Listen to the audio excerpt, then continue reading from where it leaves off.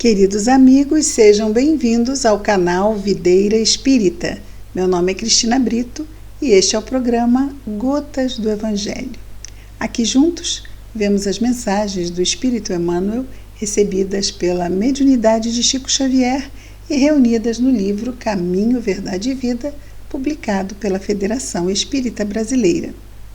Hoje, antes de vermos a mensagem de hoje, vamos pedir apenas aqueles 4 pedidos: curtam o canal, acionem o sininho, compartilhem os vídeos, agradecemos, e também curtam os vídeos. Obrigada! A nossa mensagem de hoje é a mensagem de número 50.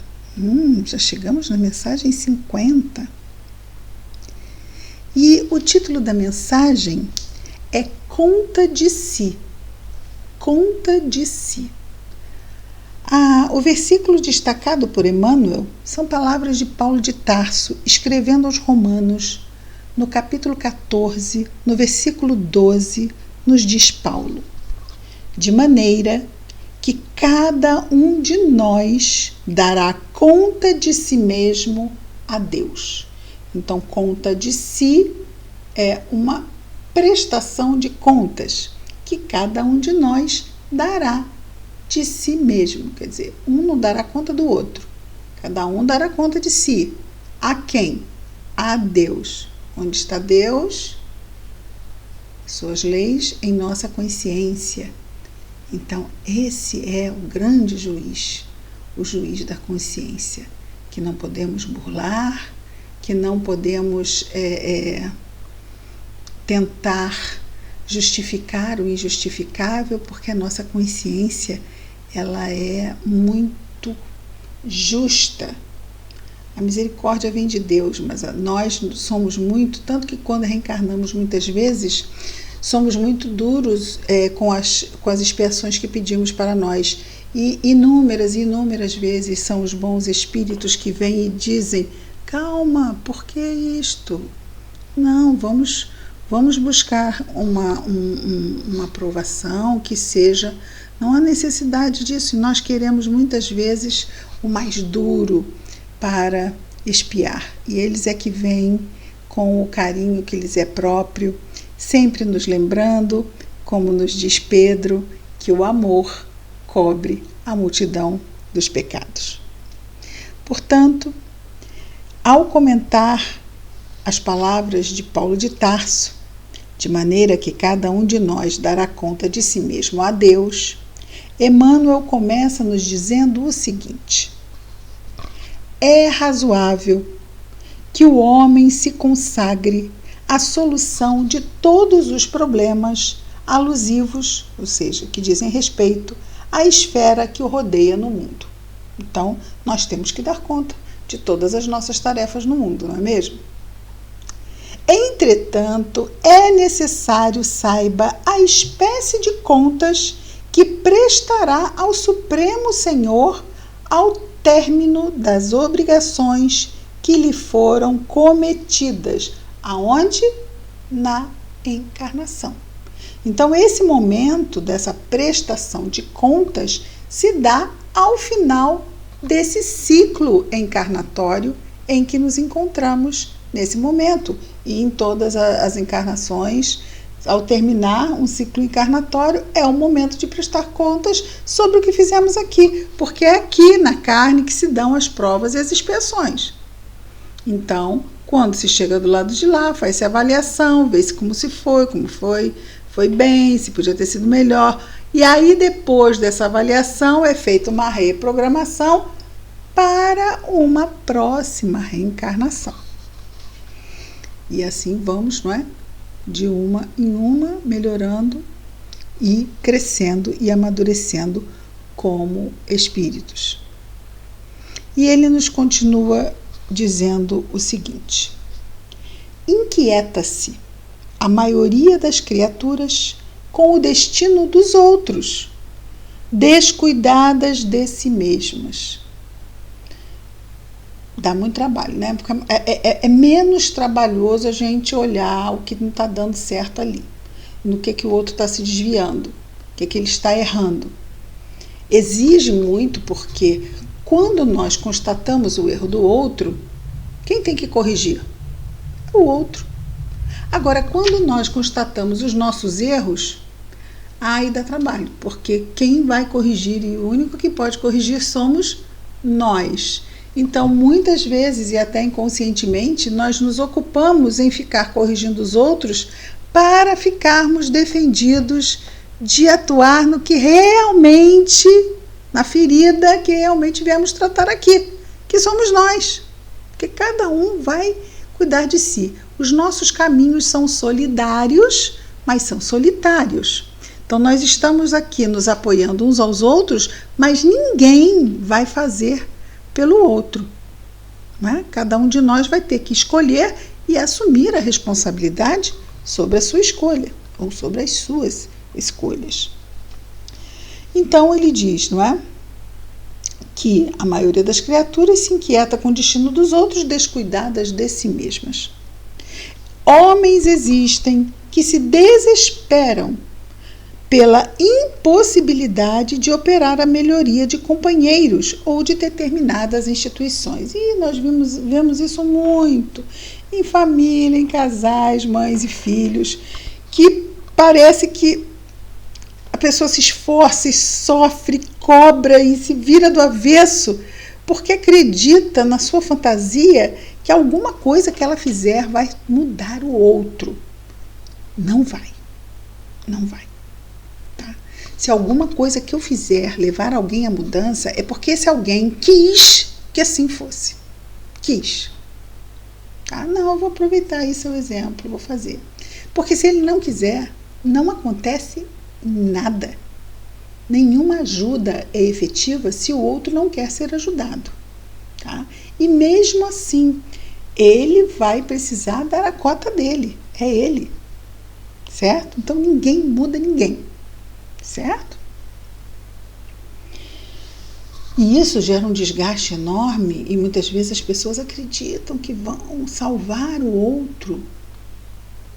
A gente pode salvar materialmente, a gente pode dar um prato de comida, a gente pode limpar as feridas e cuidar de um doente. Mas a alma, as escolhas morais da criatura, só quem pode fazer é ela, não é? E continua o nosso Emmanuel. Todavia, a quem pertencerão de fato os acervos patrimoniais do mundo? A resposta é clara.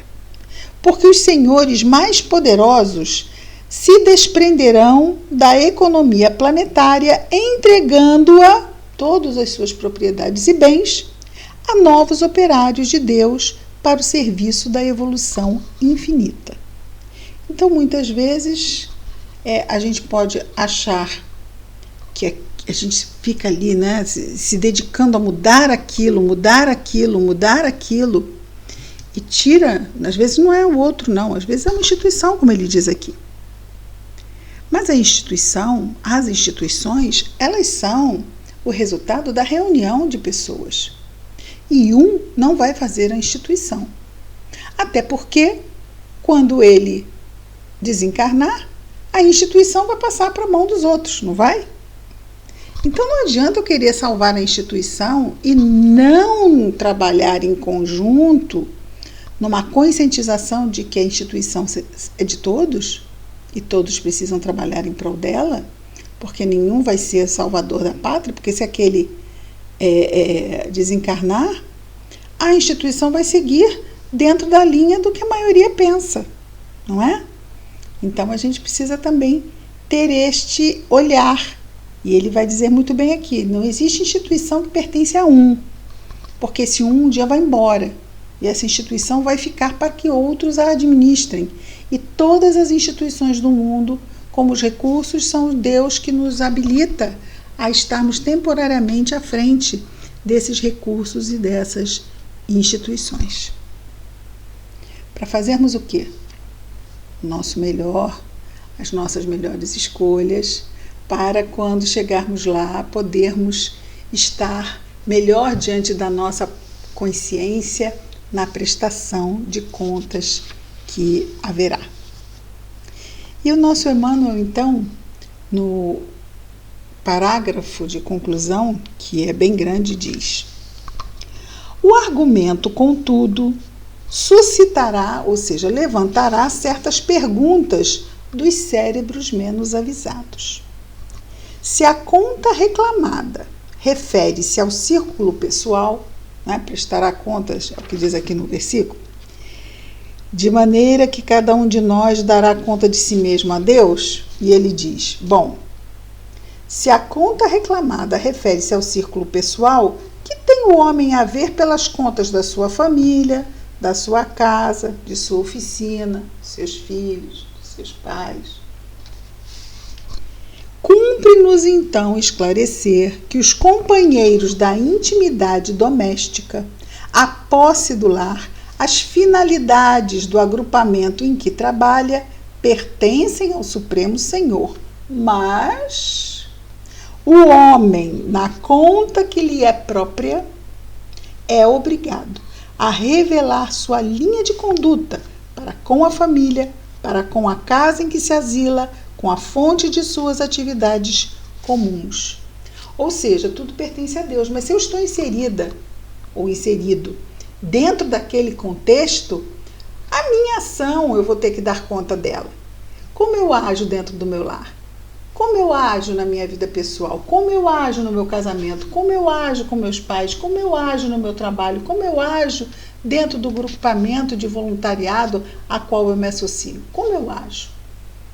Sobre a minha ação eu sou responsável. Então é como dissemos antes, a instituição, eu vou dar a minha parte. Se os outros não estiverem dando a parte deles, está na conta de quem? Eu estou fazendo a minha parte que eu posso até para tentar harmonizar, mas eu não vou fazer sozinho. Eu não vou fazer sozinho. Eu preciso que os outros se conscientizem ou não, mas a minha parte, eu preciso estar consciente dela, seja onde for. E ele continua dizendo-nos assim: naturalmente, ninguém responderá pelos outros. Todavia, cada espírito, em se relacionando o esforço que lhe compete, será compelido a esclarecer a sua qualidade de ação nos menores departamentos da realização terrestre onde foi chamado viver. Exatamente o que dissemos. Exatamente o que dissemos. Não somos responsáveis pela ação alheia, mas somos responsáveis pela nossa ação em todo o contexto que a providência divina nos colocar. Então, sobre isso, somos responsáveis. Esse é a nossa ação pessoal. Não só pessoal, com relação a nós mesmos, as nossas reflexões, decisões e ações, mas essas ações vão se dar exatamente em relação ao outro, em relação às situações e às organizações. E sobre isso, exatamente sobre isso, a nossa consciência pedirá que seja prestado aquelas contas. Não é assim que se faz nas empresas, ao final de cada viagem vem a prestação de contas, né? Acabou a viagem, vamos prestar contas. E aqui também é uma viagem. Quando estamos reencarnados, estamos viajando, trazendo nossas bagagens, trazendo os nossos objetivos a serem alcançados na nossa viagem, e ao retornar, então, é o momento da prestação de contas. E nós estamos aqui trabalhando para quê? Para que a próxima prestação de contas seja uma prestação de contas mais suave, mais feliz. É isso que nós desejamos a todos. E vamos então orar a Jesus para agradecer a Ele esta nova oportunidade reencarnatória em que nos encontramos, essa nova viagem que estamos fazendo. Querido Mestre Jesus, amigo de todas as horas, farol de nossas vidas, obrigado, Senhor, por mais esta oportunidade de nos encontrarmos na carne, cheios de desafios, mas cheios de recursos para enfrentá-los, Senhor. Dá-nos serenidade, calma, ajuda-nos a desacelerar, Senhor, a nos lembrarmos da prece, a prestarmos atenção ao que estamos sentindo e pensando, a ajustarmos nossos pensamentos e sentimentos contigo, Senhor, e com o Evangelho que nos trouxeste. Que a tua paz possa estar conosco, possa estar com os nossos irmãos de humanidade, em especial aqueles que estejam em sofrimento, aonde quer que se encontrem. Que a tua paz esteja conosco, Jesus, e entre nós, hoje e sempre. Graças a Deus.